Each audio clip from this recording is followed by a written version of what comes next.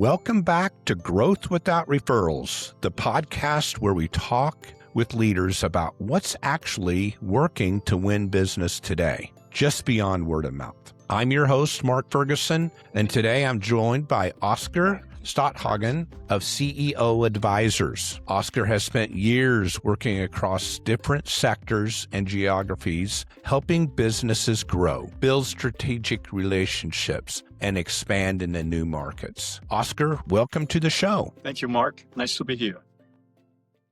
Awesome. Oscar, before we get into growth, give us the short version of your background and the kind of work you've spent doing during your career. So by trade, I'm an industrial engineer. I developed my career early on with Fortune 200 companies, Gillette, Pacific Scientific, Colgate-Palmolive. And then I left the sector and started my own companies. I went into international companies around construction materials. Then did some consulting for USAID. Came back to consulting, and that's what I'm doing nowadays.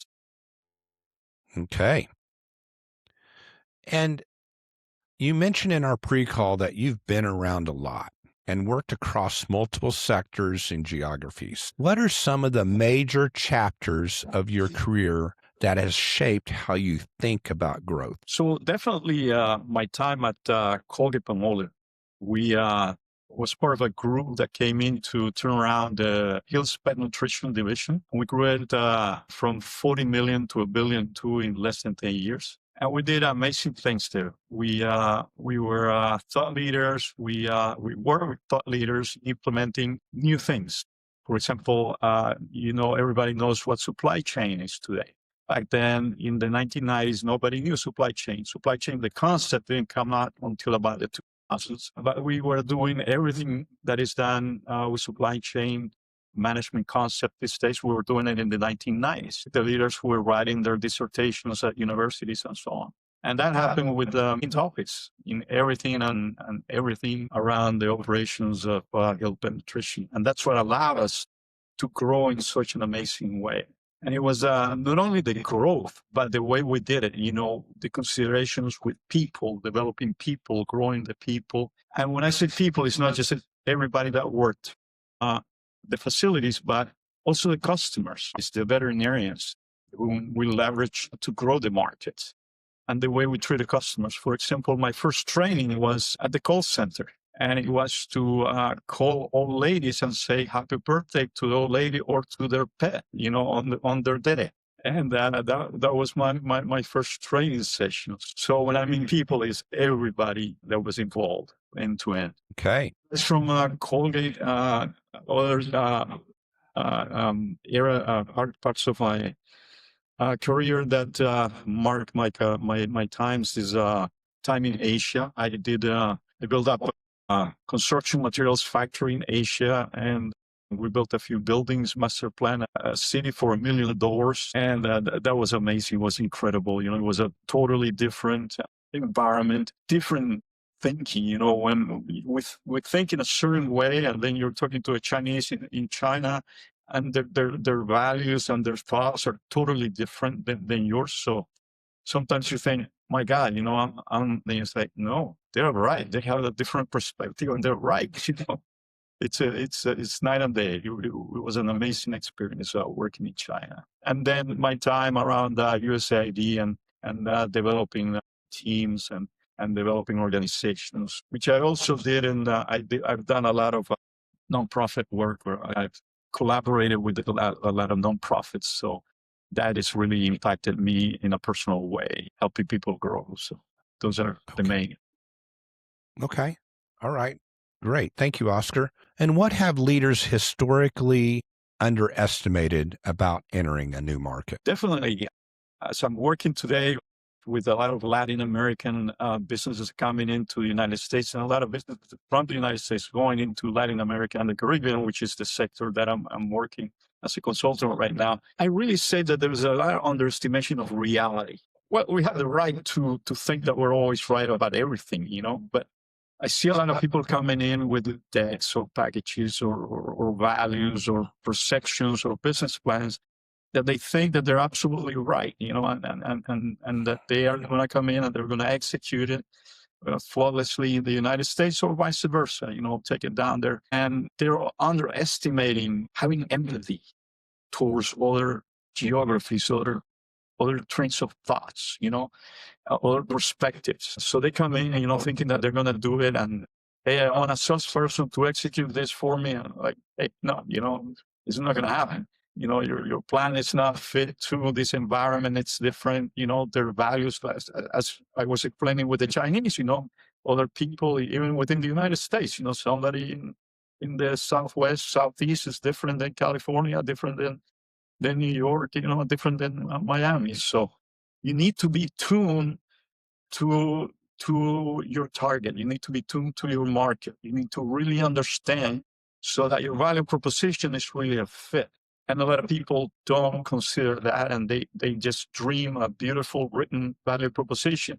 And it has nothing to do with the reality of your target. Okay. Oscar, thank you for that perspective and wisdom in that area. And one of the themes of this show is that a lot of firms initially grow through relationships and referrals, which is great, but eventually they can become unpredictable or limiting. From your perspective, what's the difference between healthy relationship-based growth and being overly dependent on referrals? So I want to make a distinction there between referrals and word of mouth, and personal referrals and personal word of mouth versus referrals, because marketing is in a sense a referral, But so word of mouth, it's personal, it's natural. I don't care how many connections you have with people, you're going to run out of connections or contacts, to refer to, or people that believe in what you're saying. So my first thought is make a distinction, because word of mouth is going to stop at a certain point. So referrals, what works for us, and we do a lot of that, is we innovate. And we innovate by first understanding the segmentation, understanding your geography, understanding your business model, understanding your product. Once you understand your product, you understand your targets, and you segment your targets. And then you're able to build, use, and leverage tools, new tools, AI, digital marketing, in order to create those relationships that will become referrals. So you build a relationship first, first, of course, if you're going to do word of mouth, it's a personal thing. But later on, you run out. You have to do it we do it with digital tools now, with AI, with tools that allow us to leave a voicemail with my voice, but it's really not me making every call, but it's an AI tool that makes the calls or takes my picture, it scans me and makes a video and leaves a video, a 3-second video, invite you to a meeting. So it's personal. It's a personal thing that I'm developing. It's a relationship that I'm developing in order to create a referral, So those are the things that we're doing, and it's working for us. So relying on personal referrals or natural referrals, I would say that's not working, because the markets are so large anymore. You cannot reach the number of people naturally, with personal referrals. You're going to run out. So what's working for us is leveraging the new tools and then understanding the reality based on your segmentation, your core values, your core business, your geographies, your business model, your supply chain, your channels, and everything that, involves doing business for you. Okay.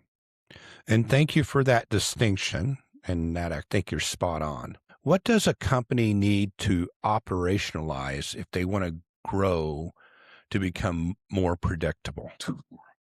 Definitely analytics, data collection. I mean, if you can operationalize, technical systems, whether it's software or things like that, or manufacturing systems or services, but whatever you do, it takes me back to my time at Colgate, where we implemented one of the first manufacturing operations management systems that collected data from all the sensors and all the systems, the manufacturing systems, and we were able to know live what was going on with the factory. So it's data, it's information, it's having your hand on the heart and knowing what's going on with it. So if you want to be reliable, you need to know what's going on. And you need to make decisions, and you make better decisions that make you reliable if you have the live data. So whether it's reading your market or reading your machines and understanding them, or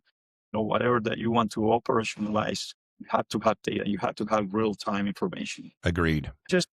Not just information, but wisdom. So the key is to leverage today's technology so that you don't get, and that's how this system initiated. I went out to do a master's in quality control and so on, and came back and implemented all this statistical analysis and all these things. My desk was full of papers, up to the top every day, and I didn't have time. It would take me a month to go through one day worth of paperwork. So I said, I can't deal with this. I got to do something. So that's what we started, and we started this system. When I say get real-time information, it's not data. It's not just information, but use the tools so that the tools take you to a decision points. It analyzes it. It looks at it. It looks, well, what's going on? What are the settings, whatever it is. But it gives you, in a sense, choices of decisions that you need to make in order to be reliable. Because if you just have data, or knowledge, that's not enough. You need to get to wisdom so that you can really implement and make good on that real-time information and really be reliable. That's a great nugget of wisdom, Oscar. Truly, if you're looking at volumes of data, to your point, it would take you so long to go through it, but you need analytics and things that will distill that data, all the information down into actionable items. So I agree. And Oscar, you describe part of your current work as helping connect people and opportunities through a knowledge-based, relationship-driven model, which I think is really interesting. How should leaders think about strategic introductions different than just networking? Well, it's when we do strategic introductions, they're based on a very trusted relationship. Networking, you just go, you shake hands, and off you go, wherever that person is. But we say at CEO Advisors, you're never going to do a better business with a good friend, So first and foremost, what we do is we become friends. We become friends with our clients. We become friends with our targets. And once you're a friend, then you have a trusted relationship. If you cannot become friend, if you cannot trust that person, you're not going to get to very meaningful business transactions. You're not going to trust, and therefore you're not going to introduce to someone that wants to do business with your contact. And I agree. So when companies are trying to expand into new regions, industries, or circles they don't yet have credibility in, what do they need besides a good offer? Absolutely fine. Build a channel that's going to take them to build those relationships, because otherwise you're going to spend lots of money on marketing. This is something I learned at Colgate. At Colgate, we were spending, I don't remember the numbers, say $8 million in marketing when other companies were spending 80 million. And we were more effective and we were more successful with the lower number because we knew how to spend it. We knew how to allocate it. And it was through building relationships directly with meaningful channels that were going to give us referrals. In that case, it was the veterinarians. We're champions developing relationships with veterinarians to recommend the product that we were marketing. And in a sense, veterinarians were introducing us to the customers. In a sense, we do that at CEO Advisors. If you want to build relationships in Latin America or the Caribbean, or someone coming from Latin America to the US wants to build relationships, what we do, we go back to make friends with, we identify the targets, we make friends with the targets first, we develop a relationship, we become trusted partners in a sense. And once you're trusted, then you can talk business and you can do things, you can be innovative, you can be open. You can share your challenges as well as your successes, and then opportunities are going to come out from there. And then you systematize that by leveraging AI and so on, so that you can scale the channel. Okay. And do great companies sometimes fail simply because they can't get into the right room? Absolutely. I mean, getting, particularly these days, everybody wants to get in the room. So there is so many walls prison and so many doors closed because you can't stand the 100 people trying to get into your room. So it's hard to get into the room, and then everybody's to try to sell everything. I get a lot of contacts that want to contact me, say, because you're a good guy, but at the end they want to sell me something. Like, I hang up, like, hey, you called me about being a good guy and now you want to sell me something. I didn't open the door for you for that. So getting into the right room with the right person at the right time is not easy. And that goes back to the tools that we use to segment, to really know what's your reality, and really doing a good job with that. And based on that, you build your value proposition that's going to resonate with your exact segment that you're looking for. Nowadays, you have to be very precise because people don't have the patience, people don't have the time, and people don't open the doors enough time for you to be testing or for you to be, knocking a lot of doors. And it costs a lot of money to get to the door. So you have to be very precise in do your segmentation, in do your pre-work, your preparation, and then finding that trusted relationship, then you can come in. And then you're at the right room, you have the right value proposition, you have the right audience, and then things can happen. And Oscar, you touched on this a little earlier, but you said something interesting in our pre-call, that AI is changing things and that it's impacting the kind of work you've been doing. How do you think AI and the current business environment are changing the way companies pursue growth?